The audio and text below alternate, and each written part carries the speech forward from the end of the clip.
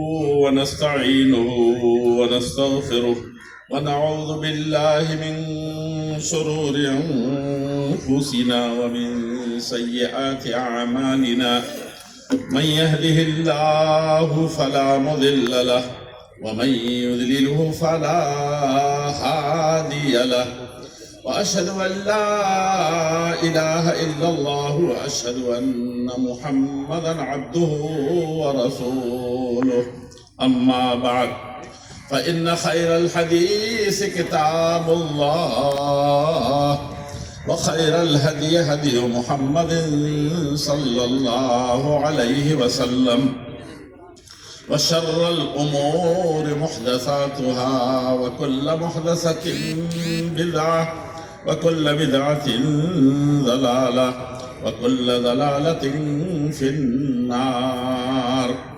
أعوذ بالله من الشيطان الرجيم. بسم الله الرحمن الرحيم. يا أيها الذين آمنوا اتقوا الله حق تقاته ولا تموتن إلا وأنتم مسلمون. يا أيها الناس اتقوا ربكم الذي خلقكم من نفس واحدة وخلق منها زوجها وبث منهما رجالا كثيرا ونساء واتقوا الله الذي تساءلون به والأرحام إن الله كان عليكم رقيبا. يا أيها الذين آمنوا اتقوا الله وقولوا قولا سديدا يصلح لكم أعمالكم ويغفر لكم ذنوبكم ومن يطع الله ورسوله فقد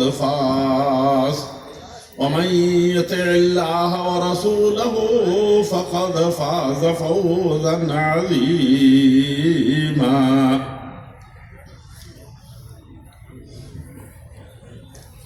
اس خطبہ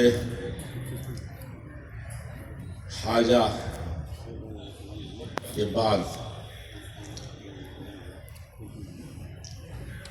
اس عظیم الشان کانفرنس میں صحیح طریقے سے دیکھا جائے اور سمجھا جائے تو اس کے روح رواں ہم سب کے بزرگ اور اس صوبے کے امیر محترم جناب حافظ عتیق حفظہ اللہ و تولہ اور صوبائی جمعیت اہل حدیث مشرقی یو پی کے جواں سال جواں ہمت اور دیدور اور دلیر اور فکر مند بھی اور ہر طریقے سے اس سلسلے میں حقیقی سزاوار اپنی ٹیم کے ساتھ تعریف اور مدح و ثنا کے لائق فاضل جوان فضیلت الشیخ محترم جناب شہاب الدین صاحب مدنی اور ان کی پوری ٹیم، ان کے تمام ہی جو نائبین ہیں دونوں حضرات کے، اور اسی طریقے سے جو مرکزی جمعیت اہل حدیث ہند میں نمائندگی فرماتے ہیں، میں نے قدم قدم پر دیکھا ہے کہ وہ بھی دست راست بنے ہوئے ہیں اور ان کے مشورے اور وزراء کا کام دے رہے ہیں، کیبنٹ کا. اور یہ بھی ایک بہت بڑی چیز ہے، جس پر موقع ملا تو کچھ نہ کچھ کہنا چاہیے. اسی طریقے سے ہماری مرکزی جمعیت اہل حدیث ہند کے اور جماعت اور ملت کے اور ملک کے بھی، بلکہ میں کہتا ہوں کہ پوری دنیا کے جن لوگوں نے جس قرآن و حدیث کا ہم نام لیتے ہیں اس کی حقیقی خادم اور بڑے پیمانے پر خادم اس تحت الرجال کے زمانے میں جو صرف زیب داستان کے لیے نہیں ہے بلکہ حقیقت کا جامہ پہن لیا ہے. کہنے کو اہل حدیث ہیں اور کہنے کے سلف صالحین کے متبعین سلفی ہیں، لیکن کہاں وہ تھے؟ این الثری من الثریا، کہاں راجہ بھوج، کہاں بھوجوا تیلی؟ وشتان ما بین الیزیدین بعدما یزید سلیم والاغر بن حاتمی، کیا ہو گیا؟ کون سے وہ آسمان تھے اور ہم کہاں ہیں؟ حقیقت یہ ہے کہ ہم کہیں کہیں گفتار تو ہیں، کردار نظر نہیں آتا ہے کہ تو گفتار وہ کردار، تو ثابت وہ سیارہ، یہ تھے وہ، لیکن کہیں نہ کہیں زمانہ کبھی کوئی باز نہیں ہوتا اور العزم اٹھتے رہتے، کام ہوتا رہتا ہے۔ میری مراد اس سے ڈاکٹر عبد الرحمن عبد الجبار فریوائی، جنہوں نے اس دور میں بھی اور سلفیوں کے ہاں کہیں اور یہ چیز جا رہی تھی، البانی صاحب کی چیزیں ضرور آ رہی تھی، لیکن اس میدان میں حقیقی طور پر گھس کر کے جو حقیقی کام کرنے تھے انہوں نے شروع کیا تھا، وہ ڈاکٹر عبد الرحمن عبد الجبار فریوائی صاحب۔ اور اگر ایسے ہی کہتے رہے تو خطبہ صدارت تو ایسے ہی ہم لوگ جلسہ ہم نے کافی دیر سے شروع کیا ہے تو سب باتیں رہ جائیں گی، لیکن اگر رجال کو گنایا نہ جائے، جس رجال کے سلسلے میں خلفائے راشدین کی بات آئے گی تو رجال کی بنیاد پر وہ چلتے تھے، اللہ پر اوپر سب سے بڑا توکل تھا اور نیچے رجال تھے، اور وہ رجال کون تھے؟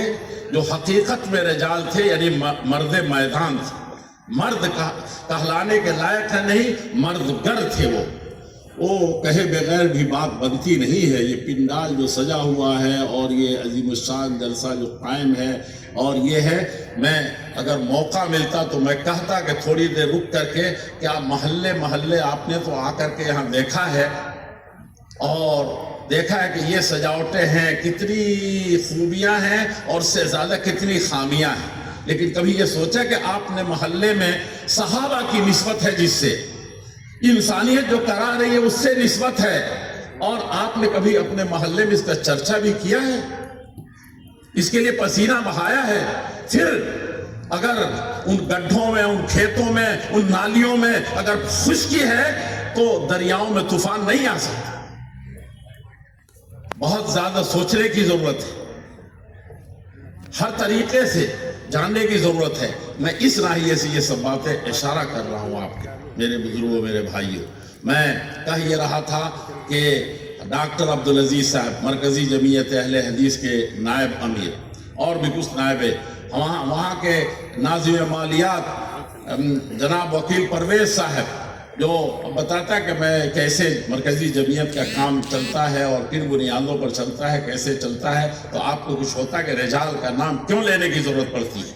کیوں ادھر جو بیٹھے ہوئے ہیں اور ادھر جو بیٹھے ہوئے ہیں اور یہاں جو ہیں یہ ایسے ہی نہیں بیٹھے ہیں، ان کے دلوں میں ایک کسک ہے، ان کے دلوں میں ایک جوش ہے، ایک ولولہ ہے۔ دل تو چاہتا ہے کہ سب کا نام لیا جائے اور ایک طرف سے نام لیا جائے، لیکن ایک جو کہتے ہیں یہ لکیریں جو ہیں، جغرافیائی لکیریں، اس نے بڑے فساد پیدا کیے، اور وہ جو کہتے تھے کہ ہر ملک کے ماس کہ ملک خدائے ماس، دل میں اتاریے اسے، ورنہ یہ آپ کو مٹا دے گا آپ اگر ان لکیروں کو نہیں مٹائیں گے۔ یہ لکیر جو کھینچتے چلے جا رہے ہیں یہ بہت بدترین چیز ہے۔ اگر ان سرحدوں کا آپ اس ناحیے سے خیال نہ کریں کہ یہ بٹوارے ہیں، تو میں کہوں گا کہ ایک بڑی عظیم شخصیت جو ادھر بیٹھی ہوئی، ان کو مولانا شمیم، اور کون تھے وہ؟ یو پی کا ذکر آئے اور اس میں جھنڈا نگر کا ذکر رہ جائے، نیپال کا ذکر رہ جائے، تو پھر اس کی تاریخ کبھی مکمل نہیں ہوتی۔ خاص طور پر جمعیت کے پنوں کو الٹا جائے تو میں نے تو خطبہ صدارت میں بہت کچھ سوچا تھا، لیکن میرا سوچا ہوا ہوتا نہیں ہے۔ لکھتے ہیں اور وہ پھر کیا بتاؤں کہ رجال کی قحط الرجال کی کہانی زیب داستان کے لیے نہیں، بہت بڑی چیز ہے، کرنے کی ضرورت ہے۔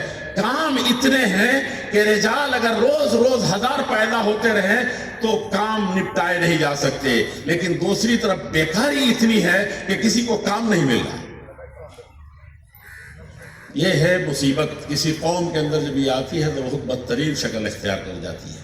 میں صدر استقبالیہ کا ذکر کروں یا ناظم استقبالیہ مولانا ابراہیم صاحب اور مولانا وسیع اللہ صاحب کا ذکر کروں، اپنے علماء کا ذکر کروں یا مقالہ نگاران کو مخاطب کروں، میں آپ بتائیے کہ ان مدارس کے لوگوں کا جو حقیقت میں ہم کبھی کبھی کانفرنس کر لیتے ہیں، لیکن وہاں وہ ہر وقت قال اللہ قال الرسول اور ہماری ملت کی رگوں میں روح دوڑاتے ہیں، خون نہیں دوڑاتے، روح دوڑاتے ہیں، ان کا ذکر کرو یا ان کا ذکر کیا جائے جو حقیقت میں ان کو حتی لا تعلم شمالہ ما تنفق یمینہ، جس سے جماعت سب کچھ پستی کی طرف جانے کے بعد بھی اور عثمان غنی کا کردار بھول جانے کے بعد بھی جو کچھ ہے بہت کچھ ہے، یا ان کا ذکر کیا جائے۔ میں نہیں سمجھتا کہ ہماری جو ذیلی جمعیتیں ہیں، ہماری جو شہری جمعیتیں ہیں، ہماری جو ضلعی جمعیتیں ہیں، ہماری جو صوبائی جمعیتیں ہیں، اس کے نمائندگان کسی نہ کسی شکل میں کہیں نہ کہیں سے، خاص طور پر ہمارے اس محبوب صوبے مشرقی یو پی یعنی جمعیت کی حیثیت سے اس کے جو ذمہ داران ہیں میں ان کو مخاطب کروں، کیونکہ وہاں اگر ہلچل نہیں ہے تو یہاں کبھی بھی انقلاب نہیں آ سکتا، عظیم الشان نہیں بن سکتا۔ آپ سب توجہات کے اور ہر طریقے خطابات کے اور القابات کے بھی، اور اسی طریقے سے نام لے کر کے بالقابکم اس کی ضرورت تھی، یہاں یہ میں کہنا چاہتا تھا، لیکن بڑی معذرت کے ساتھ یہاں ایسی ہستیاں ہیں کہ سب کا نام لیں تو بہت سی باتیں نہیں رہ جائیں۔ لیکن دوسری مشکل اس سے بڑی کھڑی ہے، وہ موضوع بھی بڑا عجیب ہے اور اس سے دلچسپی ہے، اور مکان سے دلچسپی تو مت پوچھئے۔ اگر کہیں یہاں اس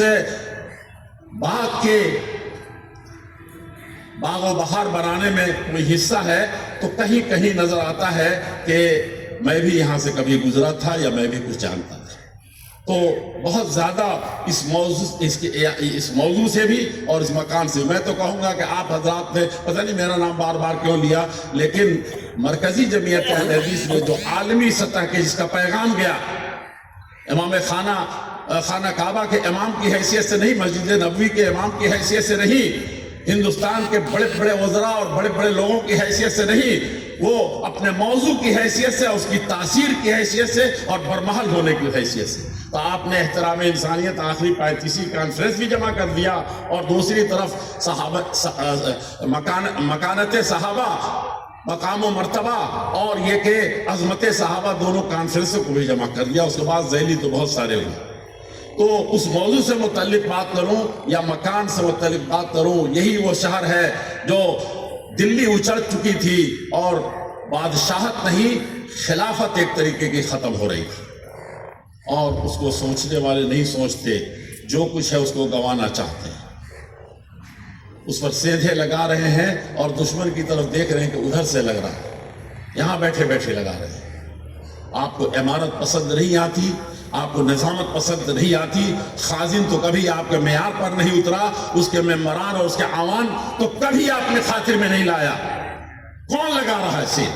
کون ہے جو اپنے آپ کو کمزور کر رہا ہے؟ کون گھن کی طرح جماعت کو، ملت کو اور ملک کو کھا رہا ہے؟ یہ اپنی اللہ کے نبی صلی اللہ علیہ وسلم برباد ہونے والی قوموں کے سلسلے میں یہی فرمایا تھا کہ حیل و خال مومنی وحاد، اس کے علاوہ کیا چیز ہے؟ یہ زبان نہیں رکتی اور یہ دماغ کہیں اور سیر کر رہا ہے۔ میرے عزیزوں، میرے بزرگوں، بہت کچھ یہاں کہنے کی ضرورت ہے، اور چاہیے کہ ہم اس پر غور کریں حقیقت میں اور اس کو جانیں۔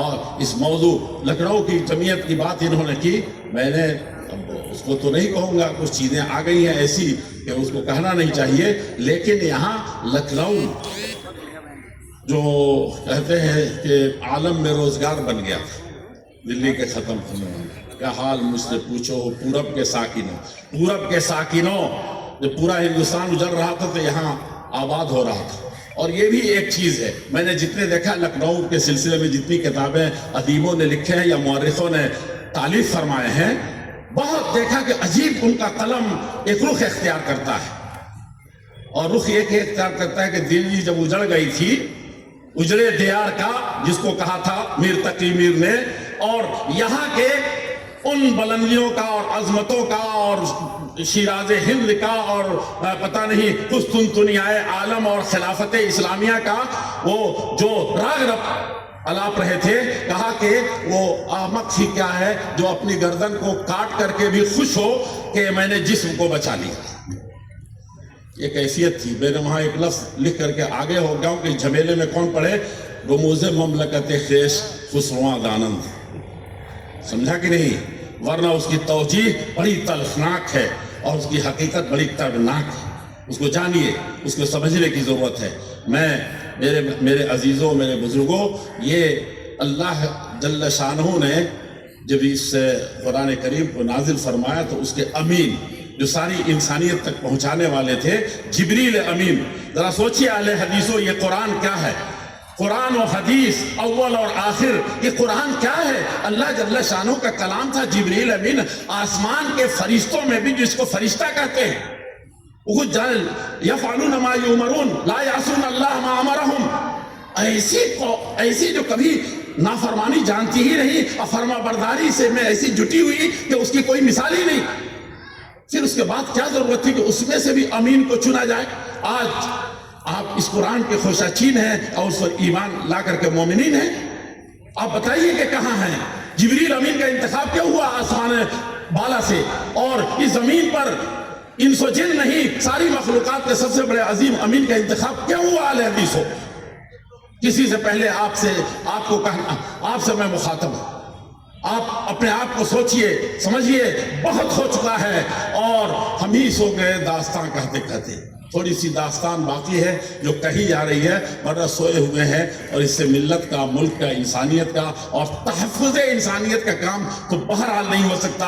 اور ہم ان سلف ہی نہیں ہو سکتے کبھی جو حقیقت میں صحابہ کرام تھے یا اہل بیت تھے۔ ایک بات میں اور کر دوں کہ جب ہم صحابہ کرام کہتے ہیں تو سرِ فہرست دو حیثیتوں سے عام صحابہ کے مقابلے میں وہ سب سے بلند ہوتے ہیں جن کو ہم اہل بیت کہتے ہیں، اتنا جان لیجیے۔ اور سلفی سے زیادہ اس کو کوئی سمجھنے والا نہیں، اتنا برتنے والا نہیں۔ اسی لیے امام ابن تیمیہ نے کہا تھا، جب لوگوں نے کہا کہ ناسبیت پھیل رہی ہے، اس وقت بھی ایک تھوڑا فتنہ چلا ہو کہ ناسبیت ہے، بہت بڑا مسئلہ ہے، اور شیعیت اور رافضیت ہے، یہ سب فتنے ہیں۔ یہ فتنہ کرنے والے دوسرے لوگ ہیں، یہاں کوئی چیز نہیں ہے۔ ان کان رفضا حب صحب محمد فلیشهد الثقلان انی رافض۔ اگر کوئی کہتا ہے کہ ناسبی ہے وہ جو صحابہ سے محبت کرتے ہیں تو مجھے 100 بار اقرار ہے اور اس پر ایمان ہے اور اصرار بھی ہے کہ میں ایسا ناسبی ہوں۔ اور اگر کوئی کہتا ہے کہ رافضی اور شیعہ ہو تو مجھے اس پر بھی 1000 بار اصرار ہے کہ ان کان رفضا حب آل محمد فلیشهد الثقلان انی رافض۔ یہ ہمارا ایمان ہے۔ کون کہتا ہے کہ ہم تم میں جدائی ہوگی؟ ہم دونوں کو ایک ایسے دونوں میں بٹوارا ہی نہیں کرتے۔ ہم نے دیکھا ابو بکر رضی اللہ تعالیٰ عنہ کو کس طریقے سے اہل بیت کو اپنے دل میں نہیں بار بار کہا تھا کہ ہماری اولاد، ہم سب کچھ ان کے ہوتے ہوئے ہم ان کی طرف دیکھ نہیں سکتے۔ عمر بن خطاب نے ایک موقع سے یہی تاریخی بات کہی تھی، اور حضرت عثمان غنی کا تو پوچھو نہیں کہ جب بلوائیوں نے ہر طرف سے بلوا پیدا کیا، جس کی بنیاد پر آج بلوا پیدا کیا جا رہا ہے، تو یہی حضرت علی تھے جو اپنے 2 نوجوانوں کو جن کو سید و شباب اہل جنہ، جنت کے سردار ہونے کا وہ تھا، کہا کہ یہ دونوں بیٹے اپنی جان کو ہتھیلی میں لے کر کے ان بلوائیوں کے سامنے کھڑے رہے۔ لیکن وہ بھی اشدہم فی دین، کہا کہ اشدہم حیاء عثمان، اس کو حیا آتی تھی۔ وہ حیا نہیں جس کو ہم نے محدود کر دیا ہے ایک چھوٹے سے یہ میں، اور وہ حیا بھی جوانوں کے آنکھوں سے، ملت کے آنکھوں سے روانہ ہوگا۔ میرے عزیزوں، بہت کچھ ہے، اور یہ دنیا کہاں ہے، تحفظ انسانیت کیسا ہوگا؟ کہا کہ جس محمد داغ داغ شد امبا کجا کجا نہم، ہر جگہ قنت تجہت الی الاسلام فی بلد تجدہ کالطیر مخصوصا جناحہ ہو، انگ انگ کٹ چکا ہے، ایک ایک بال نوچ کر کے ختم کیا جا رہا ہے اس انسانیت کا، اس اسلام کا، اور اس ملک کا، اس ساری دنیا ملت کا، اور سب خوش ہے کہ ہم تعمیر کر رہے ہیں۔ تعمیر میں لگے ہوئے ہیں تخریب کے ہاتھوں سے، شوریدگی کے ہاتھ سے، سرح قبال دوش، یہ سب کچھ ہو رہا ہے میرے عزیزوں. خطبہ ستارت کا یہ وقت محدود ترین ہے. دل کی باتیں ہیں. شاید آپ نے اشارات کی دنیا سے سب کچھ سمجھ لیا ہوا. لکھنؤ کا ذکر آیا تو اب میں یہاں یو پی کا ذکر ہے. مشرقی یو پی ہے, یہاں ہمارا مرکزی دارالعلوم ہے. آپ جانتے ہیں اس کی کیا تاریخ ہے اور کیسا وہ مرکزی دارالعلوم جامعہ سلفیہ بنارس ہے؟ آپ نے نہیں جانا. اور ابھی بوڈیہار سے میں آ رہا ہوں ڈیڑھ دن رہ کر کے. آپ پوچھئے کہ کیا چیز ہے. ندوۃ العلماء کو کبھی سنا ہے؟ کن فکر مندیوں کے سلے میں یہ آیا تھا وہ آپ نہیں جانتے. اور اس لکھنؤ کی کہانی تو بہت حافظ عتیق صاحب نے بھی سنا دی, انہوں نے بھی بتا دی, مولانا ابراہیم صاحب نے بھی اشارے فرما دیے. لیکن میں کہوں گا کہ یہ پیر جمع مرد جو آپ کے سامنے یہاں بیٹھا ہے, میں نے دیکھا ہے اس کی درد مندیوں کو, دیکھا ہے اس کی عقل مندیوں کو, اور دیکھا ہے اس کے مولانا کبھی چھوٹی سی چیز کرتے تھے تو ندوہ کے اہل حدیث اور غیر اہل حدیث بچوں کو کیسے یہ لے کر کے آتے تھے, اس چمن کو سجاتے تھے. میں نے وہ تاریخ بھی دیکھی. میں بیٹھا نہیں تھا, طالب علمی کے زمانے سے میں یہاں کی کانفرنسوں میں رہا ہوں. خواہ بھدوہی کی کانفرنس ہو یا جہاں کی کانفرنس ہو, اور اس کے نوکے پلک. اور یقین جانیے میں اپنے آپ کو معاف نہیں کر سکوں گا اگر میں عبدالقاری انور بصری کا وہ مرد قلندر میں نے ویسا کبھی دیکھا. اور میں تو اکثر کہہ دیا, وہ میرے بارے میں بہت اشعار کہے تھے, میں نے ایک بھی محفوظ نہیں رکھا, ڈھونڈنے سے شاید مل جائے. جب کوئی مجلس ہوتی تھی عاملہ کی یو پی کی اور اس کی, تو ضرور ایک شعر کسی نہ کسی تناظر میں کہہ ڈالتے تھے. سمجھا کہ نہیں سمجھا؟ تو میں ان کا ایک طرح سے رفیق سفر ہے, خاص طور پر بنارس میں. لیکن نظر لگ جاتی ہے یو پی میں کیسے یہاں پر اپنا وہ بنا. یہ ڈاکٹر عبدالرحمن فریوائی بیٹھے. میں طالب علم کے زمانے سنتے ہیں کہ تم کو اگر صحیح معنی میں کچھ آگے بڑھنا ہے, کچھ کرنا ہے, تو لے کر کے چلو لکھنؤ, لے کر کے چلو دفتر کو, دیکھو کچھ نہ کچھ ضرور ہوگا اور کچھ زیادہ ہی ہوگا. اور اللہ کے فضل سے آپ دیکھ رہے ہیں کہ اس طرح کی چیزیں کیسی ہو رہی ہیں. اور مرکزی جمعیت اہل حدیث نے جو پہلے قدم, یقین جانیے کہ ابھی پرسوں میں پیدل آ رہا تھا, کمپلیکس سے 4 کلومیٹر ہے, تو ایک آدمی ادھر کہیں بیٹھے ہوئے ہیں. میں نے کہا کہ دیکھو تمہاری موٹر سائیکل آج ہے, نہیں تو یہاں سے 5 کلومیٹر 2 بجے رات کو ہم لوگ پیدل جاتے تھے, پلانی کرتے تھے. تمام صوبوں کو, اس وقت 19 صوبے تھے, ان 19 صوبوں کو کس طریقے سے پیرونے کا کام ہوا, اور ان میں کون کون سی چیزیں ہیں جس سے ہماری صوبائی جمعیتیں اور اس کے پیچھے ذیلی جمعیتیں متحرک ہو جائیں گی. اس میں سے ایک چھوٹی سی چیز بتاؤں کہ مرکزی جگہوں پر صوبے کے ہماری صوبائی جمعیتوں کے دفاتر ہونے چاہیے. اور اس میں کیا کچھ سننا پڑا تھا, یہ مرکزی جمعیت نے پہلے سال یہ سرکولر جاری کیا تھا. اور وہ انور بصری, میں نے تو کہہ دیا شاید ان کے بارے میں کیسے کیا تھا. میں نے بنارس میں دیکھا تھا اس شخص کو. اللہ اس کے کچھ کہنے سے نہیں ہوگا, ان کے لیے دعائیں کیجیے, اور اللہ اس کی کروٹ کروٹ جنت نصیب فرمائے. وہ مرد قلندر میں کہتا تھا, اور لیکن وہ مقدر کا سکندر تھا. اور 21 صوبے جب ہوئے اور 24-23 ہوئے, تو میں برملا عاملہ کی میٹنگ میں کہتا تھا یہ طرح آدمی ہے جو سختی میں بھی, نرمی میں بھی, گرمی میں بھی, خوشیوں میں اور غم جب چھائے ہوئے ہیں اس وقت بھی سب سے پہلا اس کا جواب آتا ہے. اور آپ جانتے ہیں لفافہ خود خریدنے لفافہ خود خریدنے جاتا تھا, اور خود لکھتا تھا, خود کلرک اور خود ناظم اور خود امیر اور خود سب کچھ. ایسے بنیے اور دست و بازو بنیے, تب جا کر کے اس جمعیت و جماعت کا. میں حقیقت یہ ہے کہ آپ نے جس طریقے سے اس عظیم الشان اجلاس کو سجایا ہے, خاص طور پر امیر محترم اور ناظم اعلیٰ جمع مرد جمع ہمت, اور محبت مجھے ان جوانوں سے ہے, اور آپ سب اس سے ان کے ساتھ ہیں. میں اس پر آپ کا بہت بہت شکریہ ادا کرتا ہوں. انتظامیہ کے لوگوں کا شکریہ ادا کرتا ہوں, جنہوں نے پرمیشن دیا ان کا بھی شکریہ ادا کرتا ہوں. اور کسی بھی طریقے سے اس حال کے والوں نے جس طریقے سے اس کو سنبھالا ہے, سجایا ہے, اور جتنے بھی جتن اس شہر کے باسیوں نے معززین نے کیا ہے, میں اس پر بھی شکر گزار ہوں. اور بلکہ کہتا ہوں کہ آپ سب جن کا کسی بھی طریقے سے اس میں سہیوگ ہے اور تعاون ہے, وہ اللہ کا شکریہ ادا کریں. منت منہ کہ خدمت سلطان ہمیں کنی, منت ادو شناش کے باخدمت بلاشت. وآخر دعوانا الحمدللہ رب العالمین, والسلام علیکم ورحمۃ اللہ وبرکاتہ.